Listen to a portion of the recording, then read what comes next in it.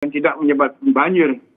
Karena fungsi yang berubah inilah menyebabkan banyak kejadian-kejadian yang menyebabkan air tidak memiliki jalan lagi. Sehingga dia memilih jalannya sendiri dan memberikan kita pelajaran untuk merefleksi ke depan ini agar tidak mengalami kasus-kasus yang lebih parah lagi. Demikian kira-kira. Baik, itu dari sektor tata ruang yang Anda pelajari, itu yang menjadi perhatian dan yang dikhawatirkan. Baik, tapi yang dari Anda cermati, apakah peristiwa banjir besar yang terjadi di Bali ini hanya soal limpahan air hujan saja, berdasarkan tata ruang di Bali misalnya?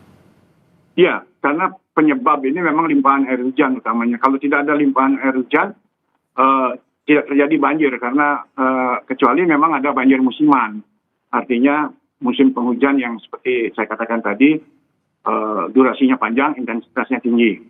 Kali ini memang menurut laporan BMKG itu intensitasnya di luar batas, katakanlah begitu. Tetapi saya tidak yakin menyebabkan bahwa kambing hitamnya itu karena hujan. Kalau saya berpikir ada kesalahan kita, manusialah yang salah karena mengatur tata ruang, mengatur peraturan, kemudian mengimplementasikan, kemudian kebersihan, sampah dan lain-lain itu menjadi satu terakumulasi menyebabkan banjir. Jadi banjir tadi itu menunjukkan kepada kita secara holistik berbagai masalah yang terjadi di Bali akibat banjir ini. Kemudian tadi ada katakan limpahan hujan menjadi salah satu faktor yang menjadi penyebab banjir besar terjadi di Bali. Lalu apakah pembangunan yang cukup masif di Bali ini juga menjadi salah satu faktor penyebab banjir, dan bagaimana tata ruang pembangunan di Bali sesuai dengan yang Anda cermati, Prof? Ya, saya ingin perbaiki sedikit pernyataan saya tentang limpasan air hujan dari hulu itu. Kan ada berbagai perubahan fungsi tata ruang di daerah hulu. Ya, jadi permukaannya ini tidak lagi mampu menyerap air, sehingga dia langsung keluar turun ke daerah dataran. Itu yang saya maksudkan dia. Prof Rumawan, sebentar kita tahan dulu, Prof. Kita akan melihat bersama bagaimana Presiden Republik Indonesia Prabowo Subianto yang saat ini sedang menyapa sejumlah warga yang menjadi korban banjir yang cukup besar yang terjadi di wilayah Bali dan sekitarnya. Saat ini Presiden berbincang dengan sejumlah warga. Dia bangunin. Iya, saya juga baru. Pagi-pagi. Iya, pagi. Kamar air sudah di kamar, dia yang bangunin, telepon saya nggak tahu, Pak. Waduh. Kamu pahlawan dong. Iya, pahlawan saya itu, Pak. Waduh, nama kentuan ya. Waduh. Kok Pak Teddy terus? Pak Teddy terkenal.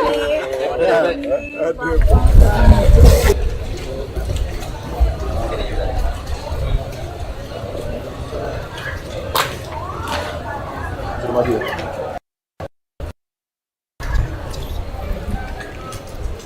Mamit, alur mamit.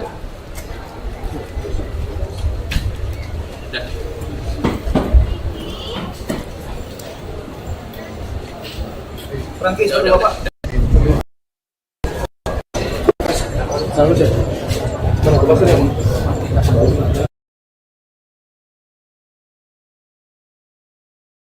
Ketika kehidupan kesejahteraan mulai meningkat, orang butuh rekreasi.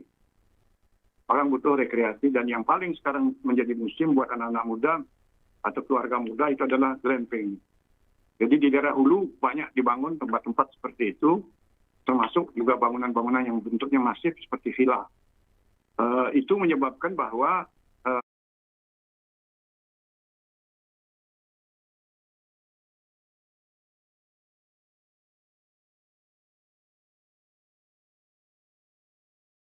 di Jemberana sekarang ini luas wilayahnya tidak terlalu padat seperti di Kota Denpasar, permukimannya kita katakan begitu, atau peruntukannya masih luas atau terbuka, tetapi kenapa banjir? Itu pertanyaan.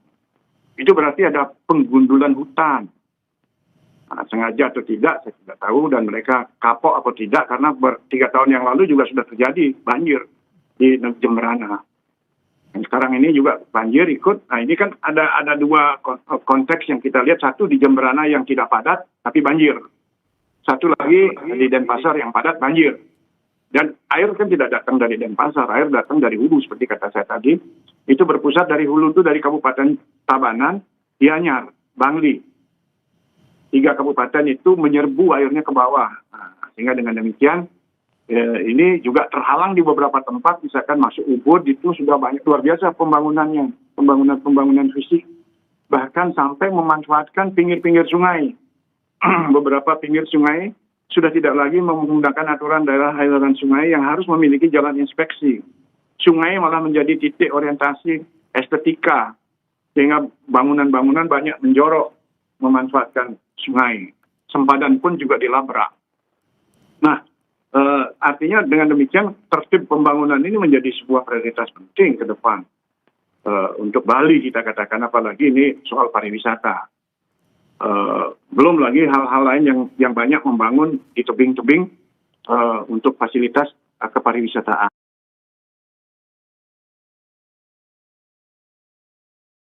Terbangun dan mengambil wilayah di seluruh Bali, tidak hanya di Bali Selatan, tetapi sudah mulai merambah Bali Timur, Bali Utara, itu berakibat juga kepada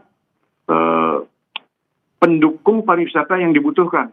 Misalkan gudang transportasi, karyawan, kemudian rumah makan, rumah kos, kemudian restoran, sampai rekreasi yang namanya klub, beach club terbangun. Itu luar biasa. Di luar dugaan kita, Bali memiliki berbagai fasilitas yang memangsa lahan. Dan ketika lahan-lahan yang terbuka untuk alasan higienis dan estetika, tidak lagi dalam bentuk garden, dalam bentuk taman atau pohon, tetapi juga sudah di-paving, sudah diperkeras dengan beton dan lain-lain. Sehingga dengan demikian, ruang-ruang terbuka itu tidak bisa menyerap air. Dan itu tidak menambah. Dia akan melimpah keluar, memenuhi jalan, dan sampai akhirnya mencari jalan keluarnya sendiri dan mendarat di sungai dan mengalir ke muara. Dan inilah yang kita alami sekarang itu adalah banjir ini yang terjadi karena Oke, Prof Lumawan, sebentar kami akan lihat informasi terbaru. Ini adalah Presiden Prabowo yang tengah menyapa warga di Denpasar, Bali yang menjadi lokasi terdampak banjir yang cukup parah. Nanti yang pengambilan barang.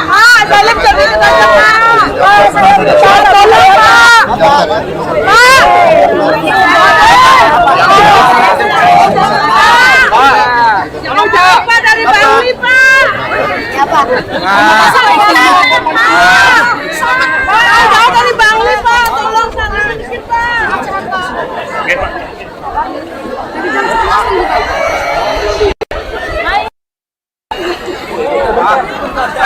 Jangan dorong.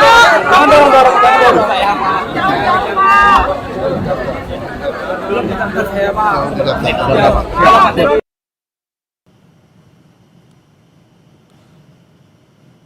Saat ini mobil dari Presiden Prabowo Subianto telah mulai kembali berjalan. Lain yang menjadi lokasi terdampak banjir yang cukup parah yang terjadi di wilayah Bali, ada beberapa lokasi yang akan menjadi titik tinjauan Presiden. Di antaranya adalah pasar, bangunan yang terdampak banjir maksud kami, serta ada beberapa wilayah pengungsian yang ditempati saat ini oleh lebih dari 300 warga yang terdampak banjir di Bali.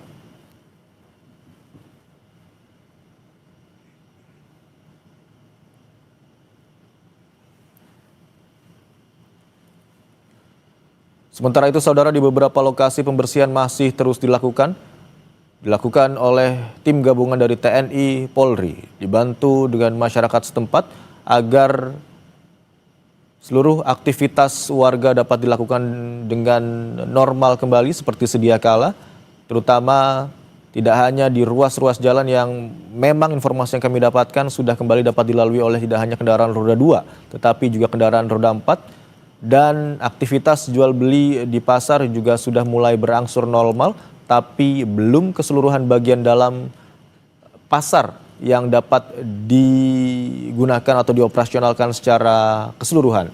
Sehingga beberapa pedagang, termasuk tadi pedagang di Pasar Badung Bali yang lapaknya masih terendam sisa-sisa lumpur, harus berjualan di pinggir jalan di sekitar Pasar Badung, Bali. Dan saat ini Presiden sudah meninggalkan Pasar Kumbasari di wilayah Denpasar, Bali dan akan menuju ke sejumlah titik lainnya yang terdampak banjir serta direncanakan akan menuju ke titik-titik yang menjadi lokasi pengungsian warga.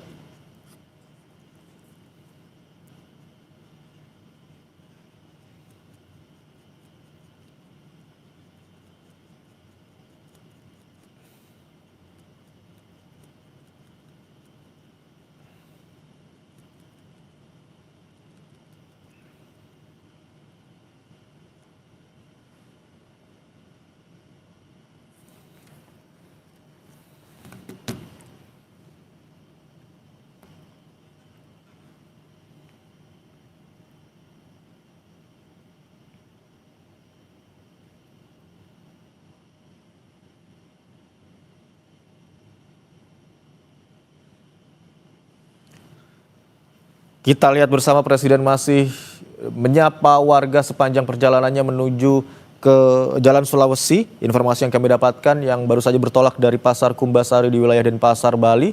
Presiden akan meninjau sejumlah lokasi yang terdampak banjir yang cukup besar yang terjadi beberapa hari lalu. Sebelumnya kami juga mendapatkan informasi dan juga dari visual yang terlihat ada beberapa bangunan yang rusak begitu dan ada lumpur serta ranting pohon yang menghalangi ruas jalan utama di sana. Dan saudara, breaking news Kompas TV terkait dengan Presiden Republik Indonesia Prabowo Subianto yang mengunjungi korban banjir di wilayah Bali akan kami lanjutkan usai jeda. Tetaplah bersama kami.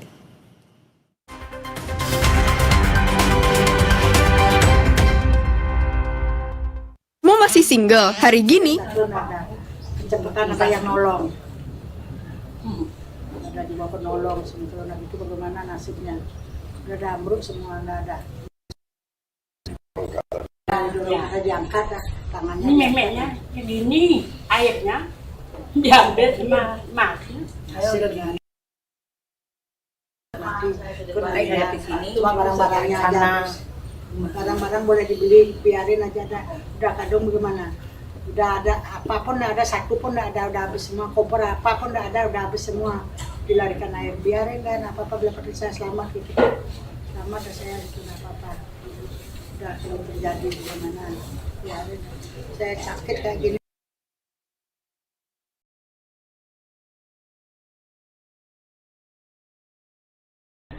Digendong saya, dibawa lari ke sana ke Gerenceng saya, digendong saya.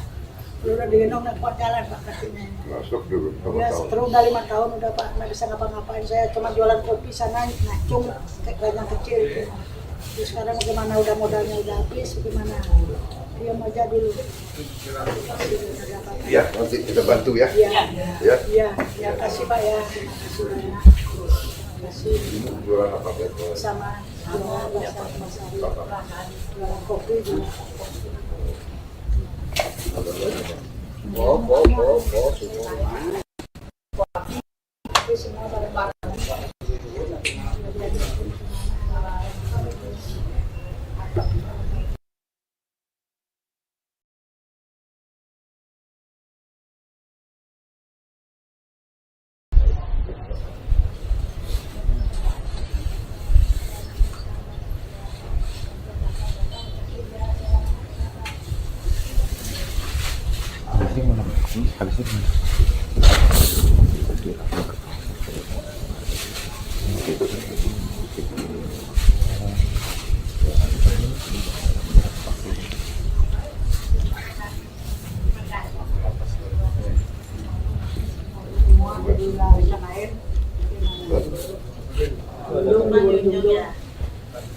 Jalan-jalan. Mau buka apa? Mau buka warung? Ini buka warung udah habis dilarikan air udah warungnya. Udah dihabisin sama air sudah luas. Mau buka warung lagi tuh? Lagi.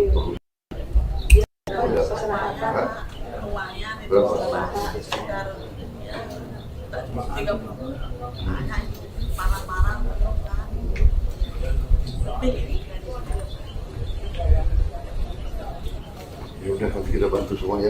Ya. Baik-baik Bu ya. Terima kasih Pak.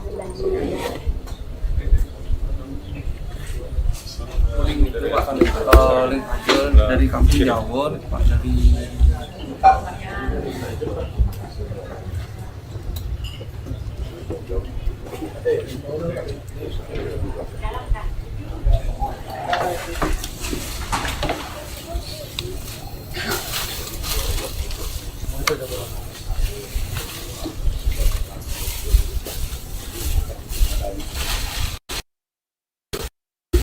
Kurang laporan. Ya.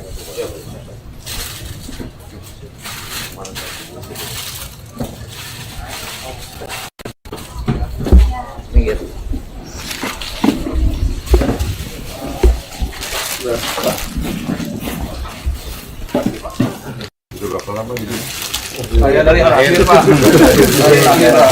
Orang asli sini Ya, ya. iya. Waduh, iya iya. Ini ke utara kan Pak. Iya. Utara. Naiknya mendadak.